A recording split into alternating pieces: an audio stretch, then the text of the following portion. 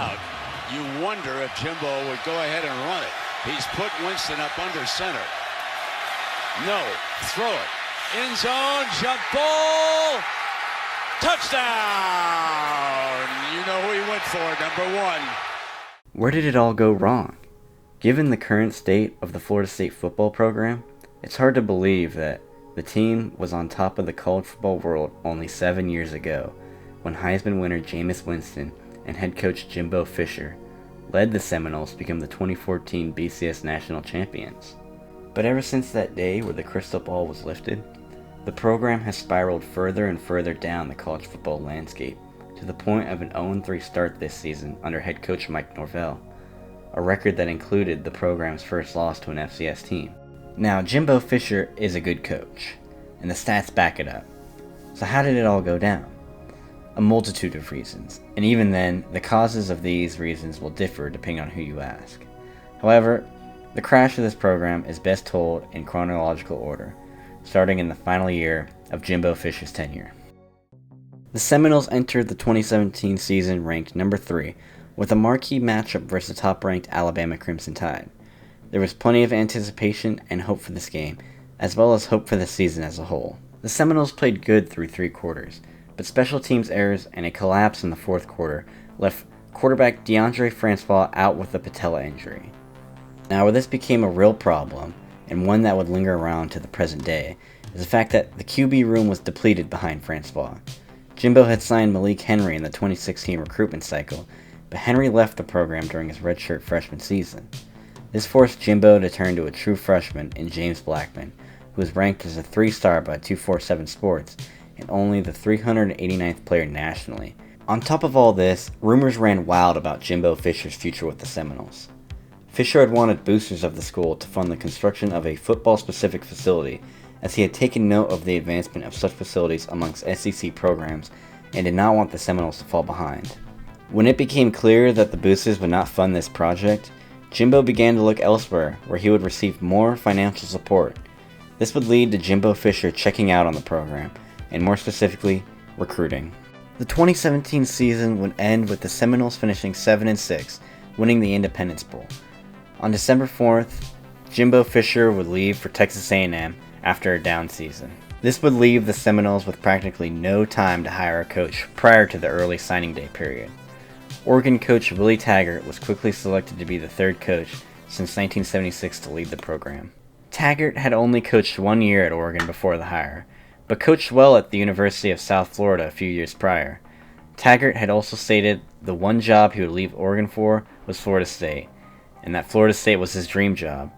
This seemed like a match made in heaven, and how could it ever go wrong? The 2018 recruiting class was technically signed by Taggart, but a majority of the players had committed under Jimbo Fisher, so it is only fair to give Jimbo the praise and the criticism for what became the 10th ranked class in the country.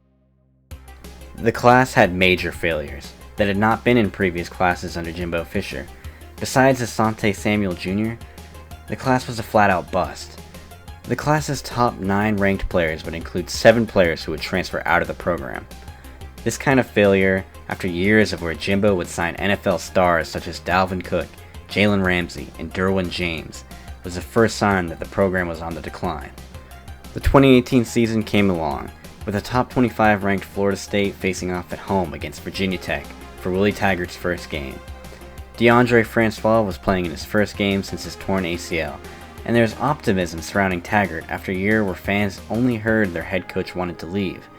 Yet again, all hopes for the season would be dashed, as the result was another sign of things to come for this season. Florida State lost to Virginia Tech at home, 24-3.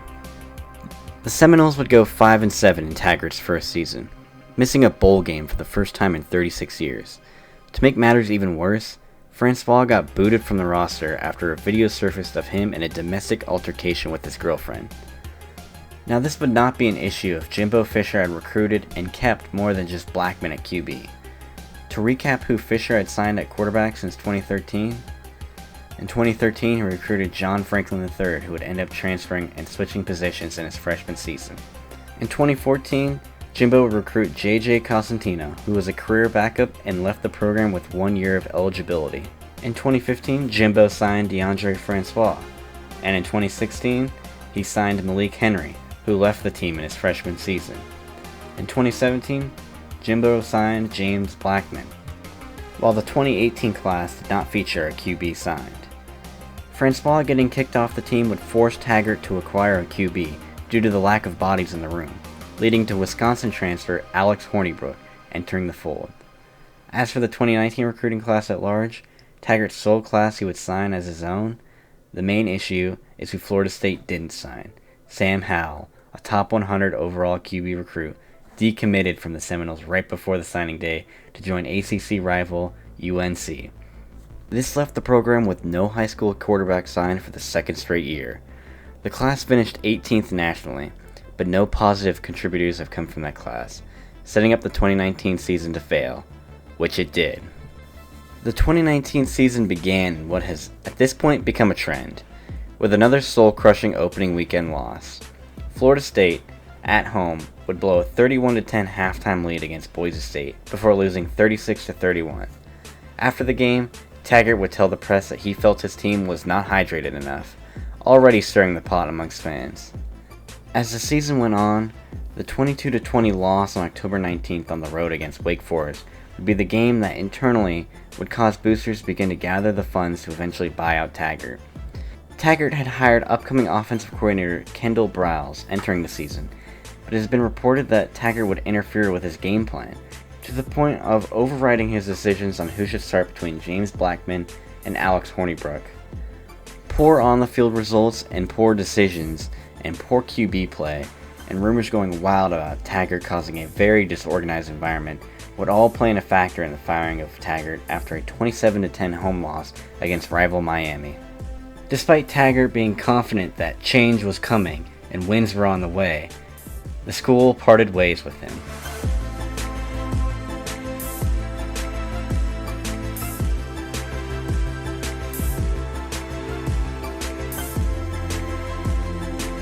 A search was conducted by the school to find its next head coach, and Memphis coach Mike Norvell was hired.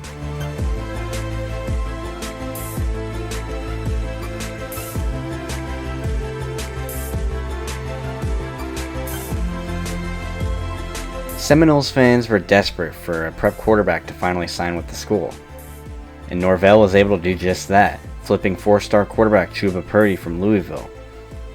But when the 2020 pandemic hit, Norvell lost all but 3 spring practices and all of a traditional summer camp. However, the 2020 season was somewhat hopeful for Seminole fans, solely because Willie Taggart was not in charge.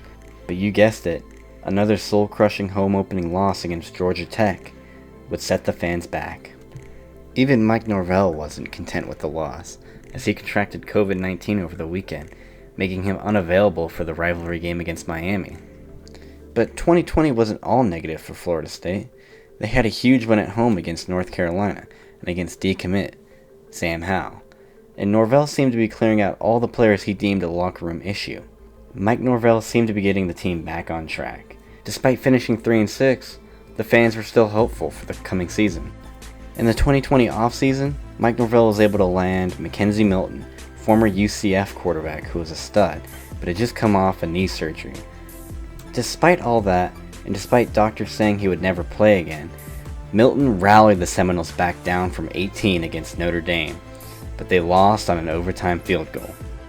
Unfortunately, this would be the only shred of optimism for the Florida State season, as the following week was disastrous.